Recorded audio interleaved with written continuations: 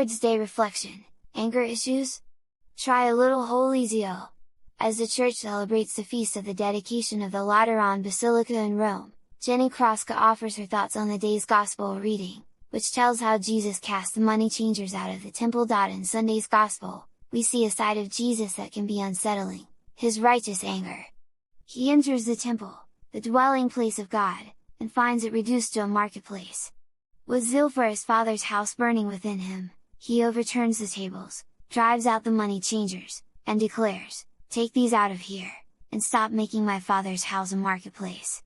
John 2:16. His passion shocks us, but it also calls us to examine our own hearts and the world we have built around us. What tables in our lives need overturning?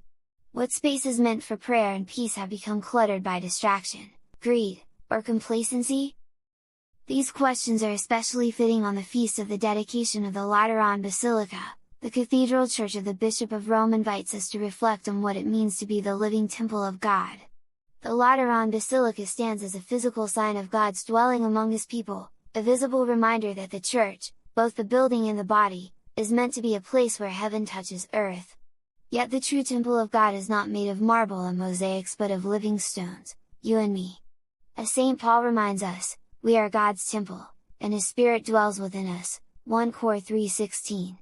Just as Jesus cleansed the temple in Jerusalem, He desires to cleanse and renew the temples of our hearts, that we might be worthy dwelling places of His love. Jesus' anger in the temple was not the outburst of wounded pride, but the expression of divine love for what is holy, pure, and true. His zeal was not destructive, but redemptive. It was a purifying fire meant to restore what had been profaned. In our world today, we too encounter countless forms of desecration, truth twisted into manipulation, the dignity of the human person diminished, violence excused, and faith treated as a commodity. The uncertainties and anxieties of our age, war, polarization, and the fragility of peace, tempt us to despair or indifference.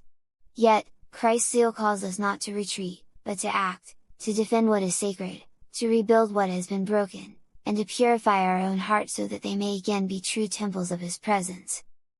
Righteous anger, when rooted in love, is not sin. It is a stirring of conscience against injustice.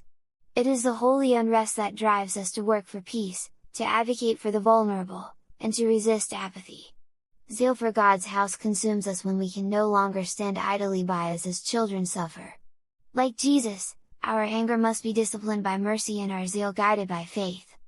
May our zeal for God's house burn with the same purifying love that animated Christ. And may our righteous anger against all that desecrates human dignity lead us know